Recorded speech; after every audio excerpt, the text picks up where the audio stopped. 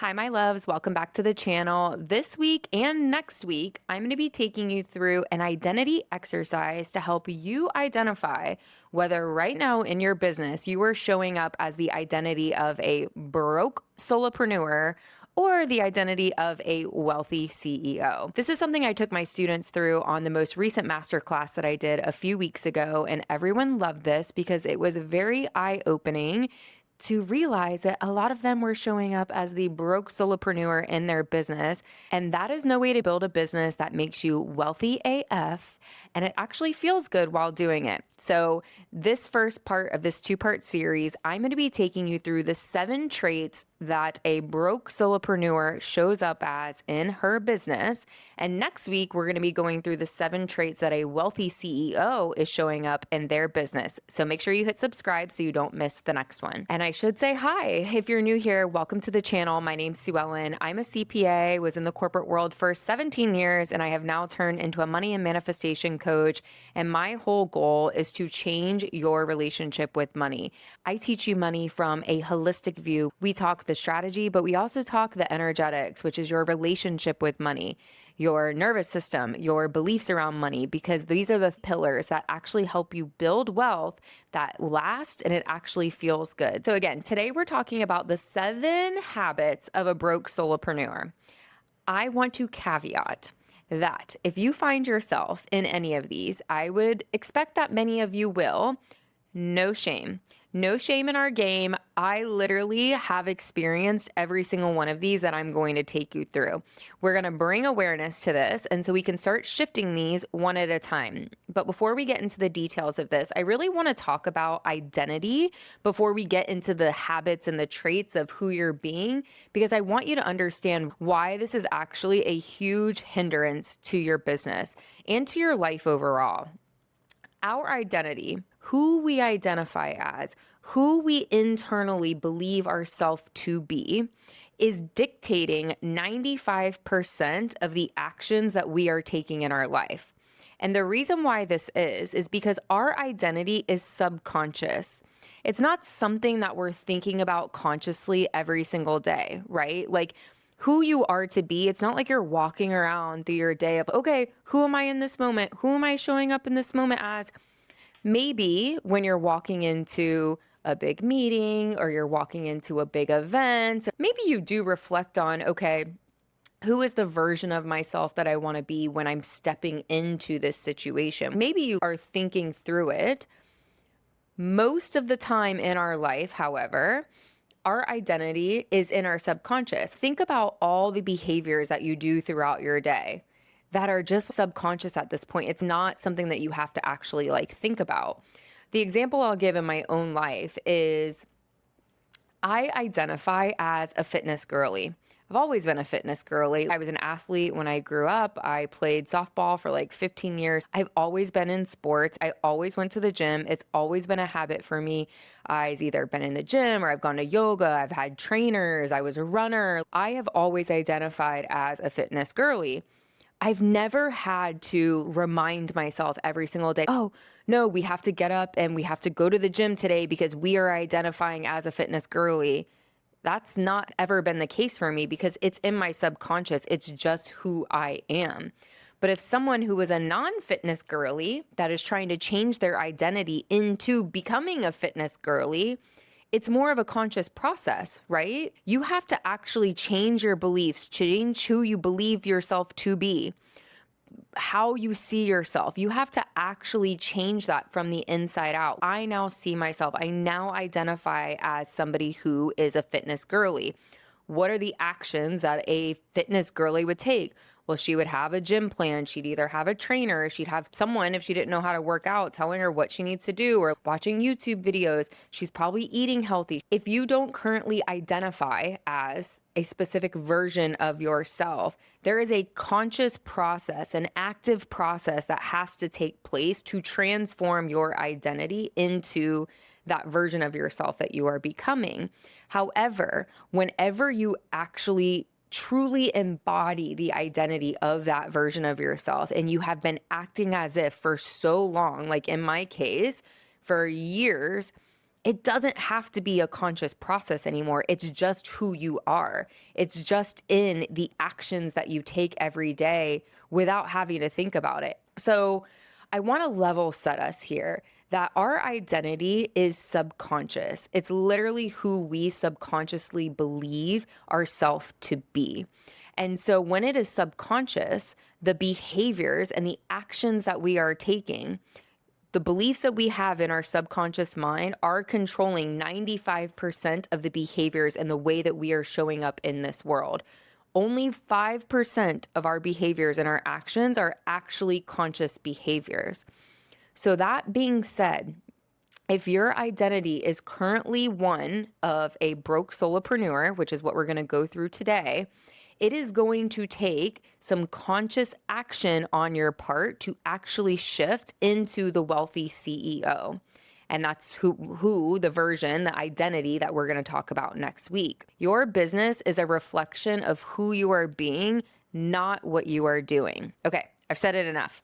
So we're going to go through the 7 traits of a broke solopreneur. And again, we're not shaming ourselves. I've been here. I've literally been every single one of these. But when I transform from being this version of myself and I have stepped in and now I identify and my identity is that of a wealthy CEO, that is how I have changed my entire life. It's how I quit my job, my 17-year corporate career. It's how I've moved countries across the world. I lived in Asia. I now live in Europe. It's how I built a business that supports my life, working when I want, where I want, with who I want, doing work that I love. It has been by transforming my identity, who I am being, which is then changing the actions that I am taking, which is then dictating the results that I'm getting. All right, so let's start with number 1. You may want to take out a pen, piece of paper, so you can kind of check these off and just make some notes for yourself of, okay, which one of these am I actually doing today in my business? Okay, the first trait is the most common one that I literally see with 90% of the people that come to work with me. So we're going to start with this as number 1. A broke solopreneur is avoiding their numbers.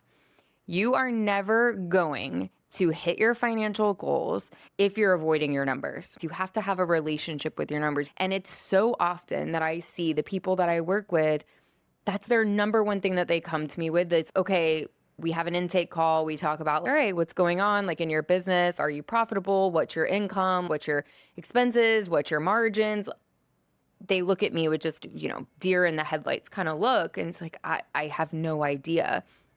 And so if you have a business and you're not actually sitting down, A, reviewing your numbers on a regular basis, B, not actually having a plan, how you actually expect to grow your business. So often I've worked with business owners, they're not even profitable. So they have a business and they're trying to grow their business and they think that by selling more, that this is actually going to fix their cash flow problem. The question all the time is I'm selling, I'm getting income in my business, but my bank account isn't actually growing. Why is that? It's because they're not actually profitable, but they have no clue because they haven't actually been looking at their numbers. A broke solopreneur is someone who does not look at their numbers and doesn't use their numbers to actually run their business. And a lot of the times it's because they're telling themselves a story. One of the most common stories is, I'm just bad with numbers, so I'm just bad with money. I'll deal with it later. They think that making content and marketing and advertising, that is more important in their business than actually looking at their finances. No, no, no, no, no, no. That is keeping you broke.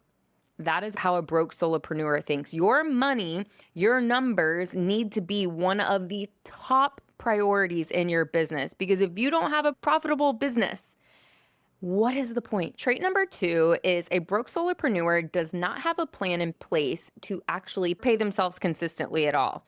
Broke solopreneurs are only paying themselves or taking money out of their business bank account whenever they see it creep up to a certain threshold. Oh, maybe I can take some money out now. That's not a way to run a business. You should have a plan in place to pay yourself and to pay yourself consistently. The whole goal of having a business is to where we don't have to have a dusty ass job working for somebody doing something that we don't want to do. but we need to be paying ourselves. The third trait of a broke solopreneur is that they are spending reactively, not proactively, meaning that they don't have a plan for their actual spending. They don't have a budget in place. They don't know what their expenses are, what they need to be, and they're just buying whatever they want to buy whenever they feel like it. And a lot of this comes from our nervous system. This used to be me for the longest time. When I was in corporate, actually, I would just be unintentionally spending my money. I had no vision for my money. I had no vision for my life. I was saving, but I wasn't saving for any particular purpose or reason. And what would end up happening is because I was so unhappy in my life, I was using the money that I had, like subconsciously spending and buying stuff that I didn't value, that wasn't important to me because I was getting this dopamine hit. It's like, all right, I'm buying this thing. I get this little dopamine hit that's like helping me feel okay, satisfied. It was very temporary. And what ended up happening is I had a whole closet full of clothes that had tags on it still because I wasn't even wearing the clothes. So if we don't have a plan for our money, if we don't have financial goals in place, we end up like a broke solopreneur and we're spending our money just unintentionally, reactively, instead of proactively, intentionally with a plan. Okay, trait number 4 is a broke solopreneur is making money decisions from fear and from scarcity. This is a relationship problem with money, and it is something that will hold your business back forever. Because what ends up happening is if you are running your business like a broke solopreneur and you are terrified to spend money because you are fearful that you're never going to make it back, you are forever going to be holding back your business from living out its true potential. What this looks like is you are too scared to invest in yourself, to invest in your brain, your mind, furthering your skill set, your professional development, investing in things like learning or business coaching or something that is going to propel your business forward. It looks like you won't invest in your business. Hiring contractors that are going to take some work off your plate so you can actually be the CEO and invest your time in growing your business and doing CEO activities. This is a huge one. And so many clients I have worked with, they're too scared to actually invest in contract work so they can focus on growing the business. Or what this looks like is you go and you try to buy the cheapest option. Maybe you do allow yourself to invest in coaching, or maybe you do allow yourself to invest in a contractor to help you, but you end up taking the cheaper route. Like, oh, I'm going to take this route because it's X amount of dollars cheaper than what this is. We all know that a lot of the times we have to be willing to invest. It's like pay to play type thing. Like when we invest in top talent, when we invest in top expertise, that is only going to propel our business forward, our own success further, because we were willing to invest. Or what this can look like is you don't invest at all. You continue to do everything in your business yourself. So you end up getting burnt out.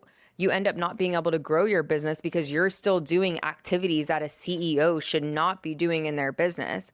So a broke solopreneur is someone who lives in scarcity and who lives in fear and is making their money decisions from that energetic state. Number 5 is that they see their belief around investing in their business is that it comes with a risk. They see it as a risk versus seeing it as an opportunity.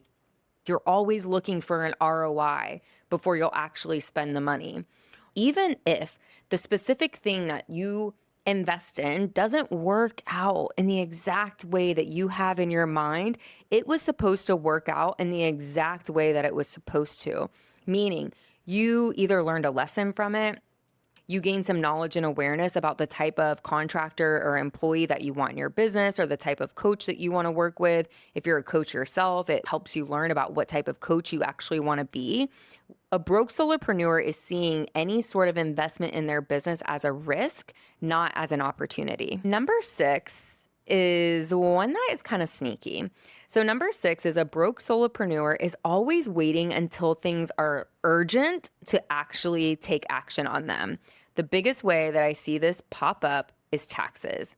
The broke solopreneur, as an example, waits until it's tax time to actually deal with their taxes. And what this looks like is, since they're not proactive and they don't have a plan for their money, they haven't been saving for taxes all year round.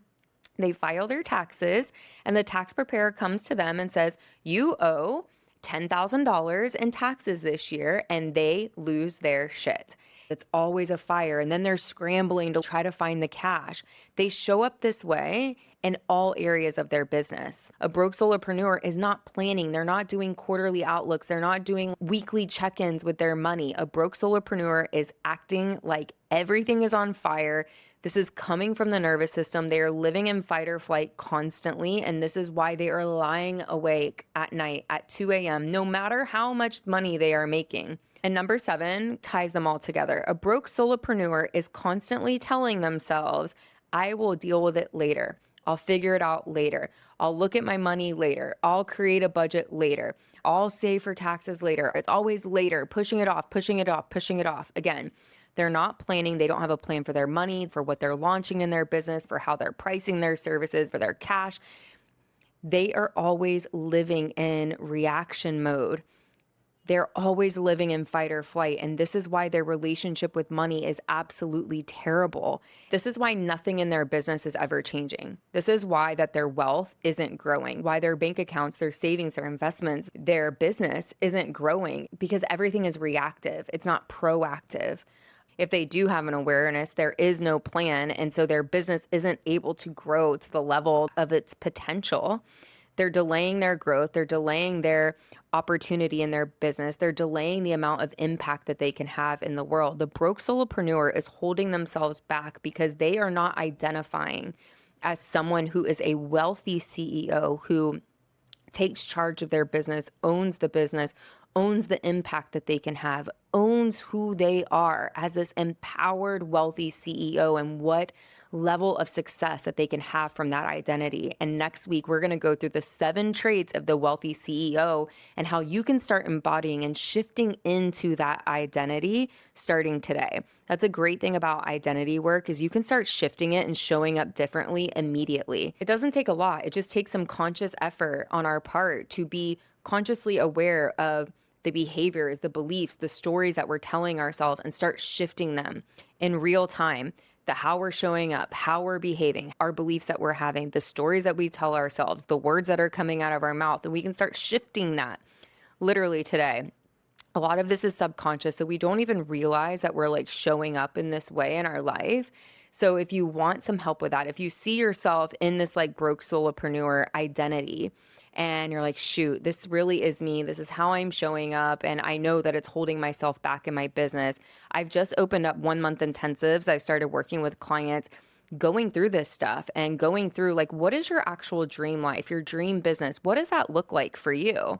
We put some numbers behind it. We put a plan in place. And then I start helping them shift through belief work, through identity rewiring work, through nervous system regulation work, breath work, and somatics. And we're actually rewiring this identity together real time. So if that is of interest of you, there's going to be a description down below of how we can start working together and we can chat and we can see if it's a good fit for you and your business and where you're at this stage. So I hope this was really eye-opening. Hit subscribe so you don't miss the wealthy CEO version of yourself, which we're going to go through next week, so you can start learning how you are going to start shifting into that version of yourself immediately so you can start seeing the results that you want to have in your own business. Until then, have an amazing week. I can't wait to catch you in the next one. Talk to you later. Bye.